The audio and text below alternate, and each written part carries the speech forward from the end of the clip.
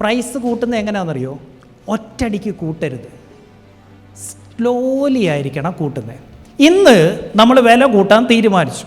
ഇന്ന് രാത്രി പോയി എല്ലാ കസ്റ്റമറോടും പറയരുത് വില കൂട്ടുകയാണെന്ന്. എന്ത് ചെയ്യണമെന്നറിയോ?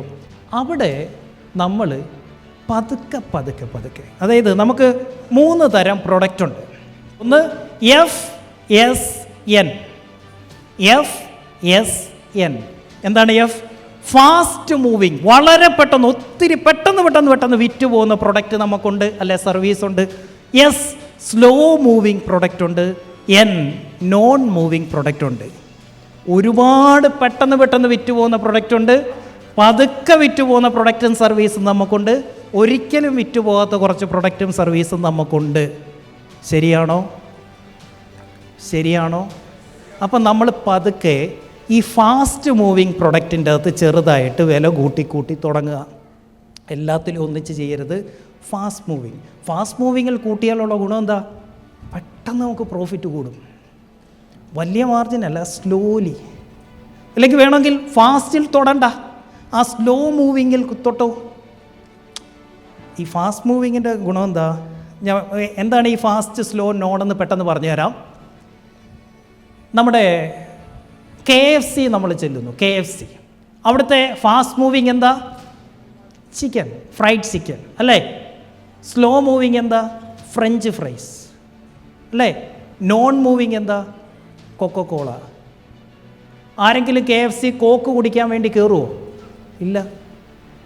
എല്ലാവരും എന്തിനാണ് കയറുന്നത്? ഫ്രൈഡ് ചിക്കൻ കഴിക്കും. അവൻ എന്താ ചെയ്തേ? ഇത് 3ഉം കൂടെ കോംബോ ആക്കിയാണ് നമുക്ക് തരുന്നത്. ഫാസ്റ്റ് മൂവിങ് ആയിട്ടുള്ള ഫ്രൈഡ് ചിക്കനും സ്ലോ മൂവിങ് ആയിട്ടുള്ള ഫ്രഞ്ച് ഫ്രൈസും നോൺ മൂവിങ് ആയിട്ടുള്ള കോക്കും കൂടെ ചേർത്താണ് നമുക്ക് തരുന്നത്.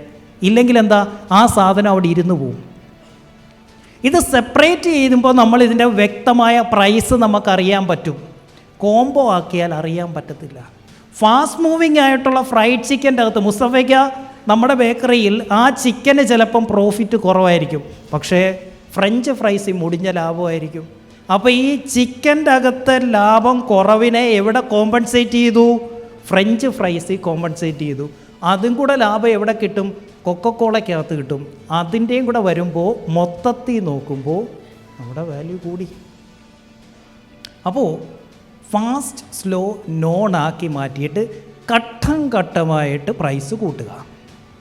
Strategy number 2. 1 ഫീസ് മേടിക്കുക, 2 ഘട്ടം ഘട്ടമായിട്ട് കൂട്ടുക, stage by stage. Number 3, existing കസ്റ്റമർക്ക് വില കൂട്ടുന്നില്ല, പുതിയ കസ്റ്റമർക്ക് വില കൂട്ടുക. എന്നിട്ട് എക്സിസ്റ്റിംഗ് കസ്റ്റമറെ അറിയിക്കണം, ഞങ്ങൾ വില കൂട്ടിയിട്ടുണ്ട്, പക്ഷേ നിങ്ങൾക്ക് കൂടത്തില്ല കേട്ടോ, നിങ്ങൾ നമ്മുടെ ലോയൽ കസ്റ്റമർ ആയതുകൊണ്ട് അടുത്ത 6 മാസത്തേക്ക് നിങ്ങൾക്ക് വില കൂടത്തില്ല. അപ്പോൾ അവർക്ക് എന്താ ഫീൽ ചെയ്യുന്നത്? നമ്മുടെ വില കൂടിയില്ല. പക്ഷേ ഗ്രാജുവലി അവരെ നമ്മൾ പഠിപ്പിച്ച് കൊണ്ടുവരികയാണ്, വില കൂട്ടും ഞങ്ങൾ 6 മാസത്തിനുള്ളിൽ. അപ്പോൾ എന്തായി? എക്സിസ്റ്റിംഗ് കസ്റ്റമർ വാങ്ങിക്കുകയും ചെയ്യും, പുതിയ കസ്റ്റമർ അടുത്തുനിന്ന് കൂടിയ വിലയ്ക്ക് മേടിക്കുകയും ചെയ്യാം. പറ്റുമോ? പറ്റണം.